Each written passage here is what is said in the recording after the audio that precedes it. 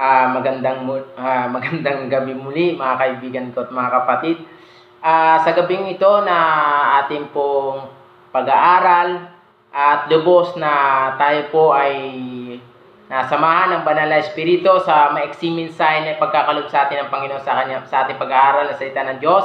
Isang malaking pagpapala sa bawat isa at matanim nawa sa puso't isipan at maging yaman nawa ng ating kaluluwa ang salita ng Diyos at lumakad tayo ng ayon lamang sa kanyang kalooban. At muli, tayo po'y natapos na sa ikawalong utos, sa 10 utos natin po na pag-aralan. Tayo po'y natapos sa una hanggang ikawalong utos at tayo po'y dadako na sa ikasyam na utos, sa 10 utos na ating pong pinag-aaralan. At nawa, samahan tayo ng Banal na Espiritu na maunawaan natin lubos at maintindihan sa simpleng mga mensahe, sa simpleng pag-aaralan natin, lubos na tumatak ito sa ating isipan at lumakad lamang tayo ng may katwiran, may katotohanan ayon lamang sa kalooban ng Diyos at mamuhay tayo ng may malinis na budhi at patuloy na sumunod sa kanyang biyaya at ng katotohanan ng may buhay na kasama ang ating Panginoong Hesukristo. At bago po ang lahat, ako po si Abel, isa pong Seventh-day Adventist na sa inyo po'y maglilingkod sa gabing ito. At tayo po'y manalangin sa gabing ito at samahan niyo po ako manalangin. Dakilang Diyos, makapangyarihang Ama, purihin ka, luwalhatiin ka. Ikaw ang Diyos ni Abraham, ni Isaac, ni David. Ingatan mo nawa kami sa gabing ito at patuloy ang liwanag na yung biyaya ay dumako nawa sa amin sa bawat isa na makapanonood, makapakikinig ng mensaheng ito. At lubos na Panginoon sa simpleng mensahe, O Diyos, patuloy na ang iyong biyaya ay dumaloy at patuloy na lumakad ang bawat isa ayon lamang sa iyong kalooban at magkaroon ng karunungan at pagkaunawa na nagmumula sa iyo, Panginoon. At lubos na samahan nawa kami ng iyong Banal na Espiritu na siya magpapaintindi at magpapaunawa sa amin at gagabay at mag-iingat at magtuturo sa amin sa aming buhay sa iyong paningin, O Diyos. Maraming salamat. Ito po ang samukod dalangin sa pangalan ni Jesucristo, ang aming Diyos na kapagligtas. In Jesus' name, Amen and Amen. At muli, samahan niyo po ako na tayo po'y magbasa. Kung mayroon po kayong Bible, basahin po natin sa Exodus chapter 20 verse 16. Ito po ang ikasyam na utos. Ang sabi po rito, huwag kang sasaksi ng walang katotohanan laban sa iyong kapwa. Huwag po tayong sasaksi sa walang katotohanan sa ating kapwa. Sabi po sa King James Version,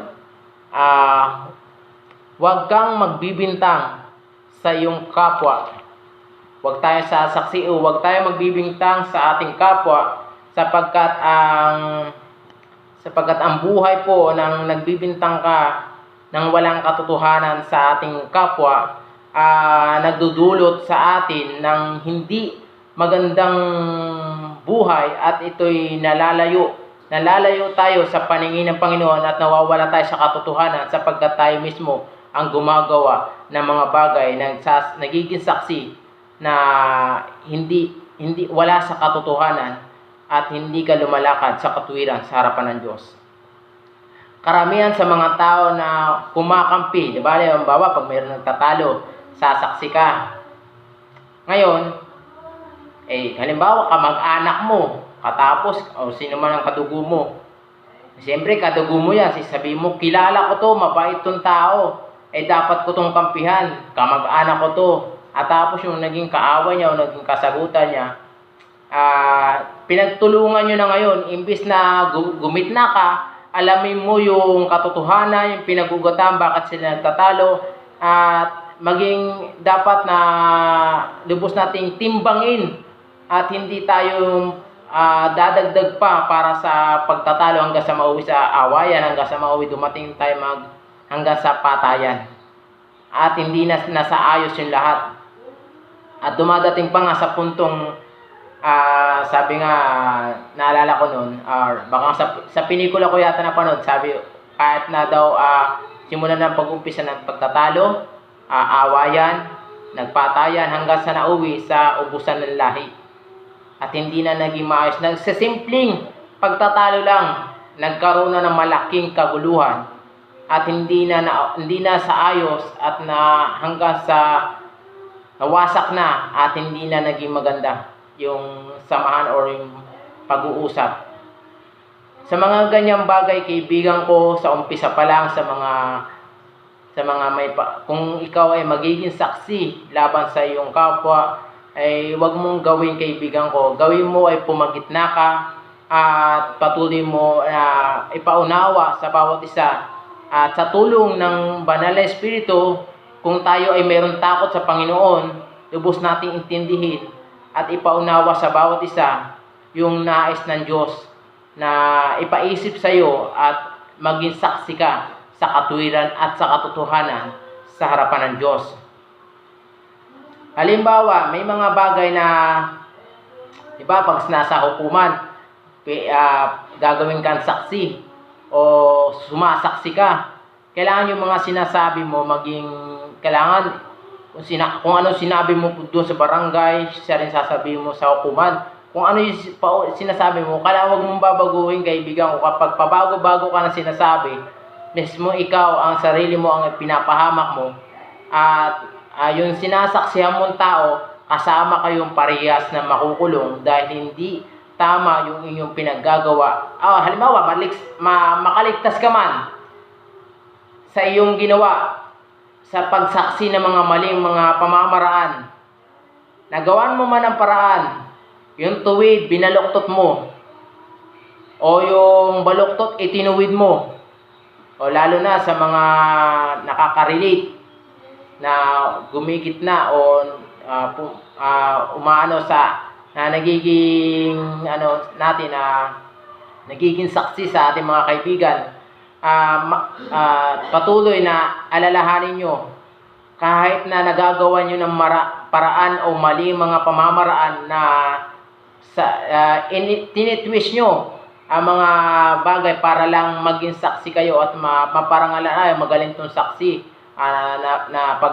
nagawa niya ng paraan yung aking mga kasalanan na twist niya. Talagang sa paningin ng Diyos o nakaligtas ka ma sa mga ganitong mga pamamarang, kaibigan ko, sa paningin ng Diyos, ang Diyos ang magiging saksi mo sa harapan ng Ama. Si Kristo magiging saksi mo sa harapan ng Ama at ipapakita na sa iyo ng Diyos na hindi ka karapat-dapat sa Kanya. Sasaksi ang Diyos sa iyo kung ikaw ay karapat-dapat o hindi karapat-dapat sa kaharian ng Panginoon. Kasi dito pa lang sa lupa, kailangan mamuhay na tayo ng may malinis na katwiran at katotohanan sa ating buhay. Timbangin natin at alamin natin muna ang ugat ng mga pinagmumula ng kaguluhan bago tayo sumaksi o kumampi sa ating mga dapat kampihan. Kung ang importante dito, kaibigan ko, kailangan mo munang intindihin at alamin ang katotohanan bago ka magkaroon ng usapin o salita sa iyong kapwa. Baka ikaw pa ang maging dahilan na mapahamak o mapasama pa ang iyong kapwa sa iyong pagsaksi. Dapat kung mayroon tayong takot sa Diyos, dapat lagi natin ito dinadalangin at idinudulog sa Diyos at patuloy na lumapit sa Kanyang presensya na masaayos ang lahat sa tulong ng Panginoon. Maraming tao na ginagamit sila maging saksi para ipakulong ang iba kahit hindi man dapat ipakulong. Ginagamit sila, binabayaran sila para lang, sige, sasaksi ako. Sabi nga, halimbawa, ng iba, sige, sasaksi ako, bayaran mo ako. Ako nagagawa ng paraan, ako nagagawa ng para lang mapakulong to. At hindi ko rin siya gusto. Nagiging dahilan pa tayo at napapasama pa tayo dahil sa ating mga ginagawa sa mga simpleng paraan. Naalala nyo nang hinahatulan si Kristo ng mga pinapartangan siyang sa mga maling pamamaraan kahit hindi man makasalanan ng ating Panginoon.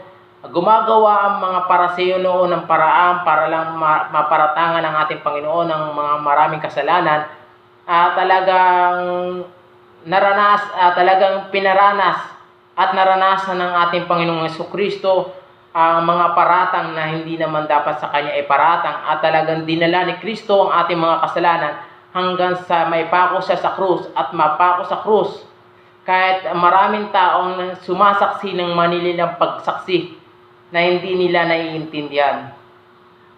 Ano sabi ni Kristo? Ama, patawarin mo sila. Hindi nila alam ang kanilang ginagawa. Kasi alam ng Diyos ang laman ng isip ng puso ng ang mga taong gustong sumaksi sa kanilang kapwa, o gusto nang hindi naman totoo. Sumasaksi ka ng hindi totoo dahil mayroon ka ba, pag sumaksi ka ba? Marami kasi tao na pag sumaksi sa kanilang kapwa, may dahilan. Baka naman may bayad. O kaya naman, mayroon kang kailangan. O kaya naman, kaibigan mo, ay may utang na loob ka rito. Dito ka papanik.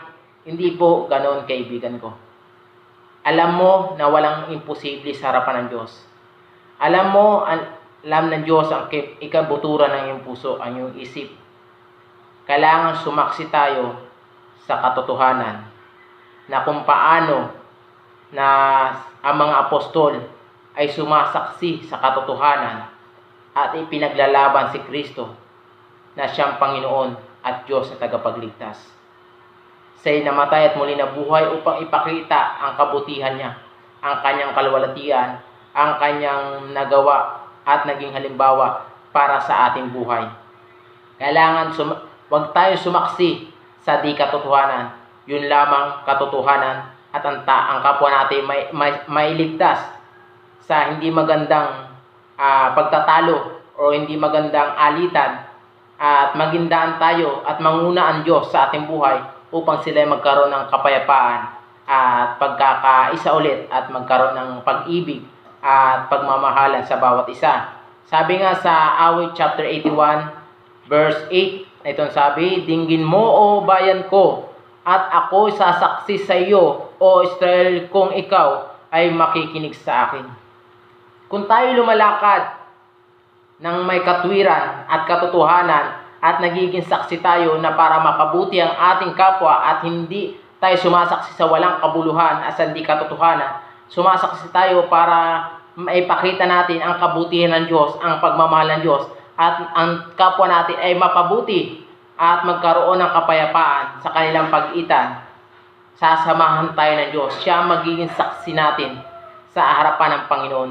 Pag tayo ay humarap na sa harapan ng Diyos, sasabihin sa iyo ng Panginoong Jesucristo, naging saksi ko ang taong ito, at ako rin naman ay sasaksi sa Kanya para sa iyong harapan, Ama. Siya'y karapat-dapat na aking lingkod.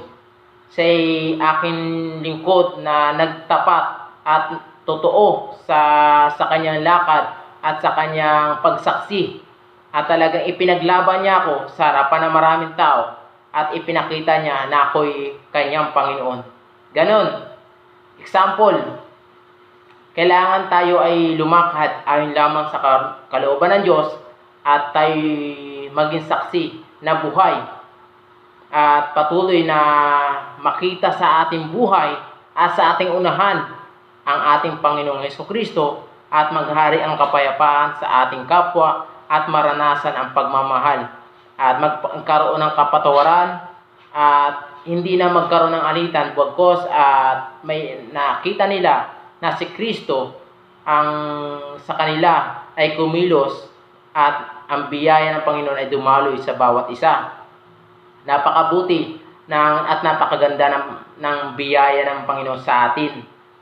At sabi po sa 1 Timoteo chapter 9 1 Timoteo chapter 3 verse 9. Ang sabi rito, na iniingatan ang hiwaga ng pananampalataya na may malinis na budhi.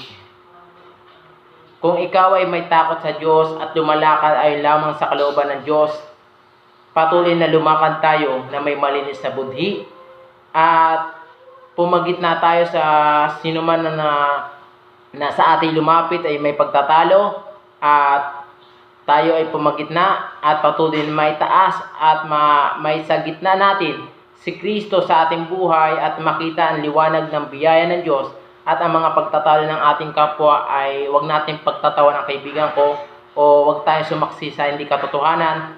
Bagkus ang liwanag at biyaya ng Diyos ay bahagi mo sa bawat isa at magkaroon ng kapayapaan at pagmamahalan na sa Diyos lamang nagmumula. At ang iyong puso ay patuloy na maging malinis na budhi at alam ng Diyos ang iyong mga lakad, ang iyong mga gawa.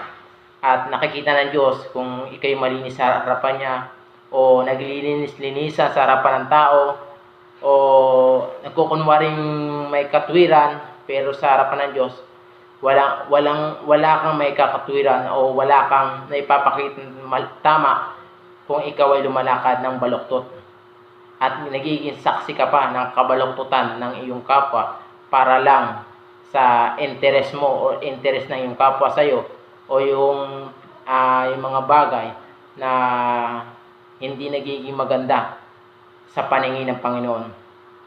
Sa maiksi mensahe natin po na pag-aralan, patuloy na tayo po mag-aaral ng salita ng Diyos. Kung nabitin po kayo sa ating pong pag-aaral, sa ating pong pag-aaral tungkol sa ikasyam na utos at nawa patuloy na tayo po magbasa at maunawaan natin at sa tulong ng Banal na Espiritu ipapaunawa niya sa atin ang lubos pang pagkaunawa na sa Kanya lamang magmumula at sa biyaya ng Panginoon na lubos na tumimo sa ating puso, sa ating isipan na ang ating buhay ay dapat nakadependent, nakaayon lamang sa kalooban ng Diyos. At muli, sa gabing ito, sa Diyos ko po binabalik ang papurit pasasalamat sa Diyos lamang at wala nang iba. Sa Diyos ko binabalik ang biyaya at ang lahat ng ito sa Kanya lamang nagmula. Sa Diyos ang kapurihan ng kaluwalhatian sa pangalan ng Jesus in Jesus' name. Amen.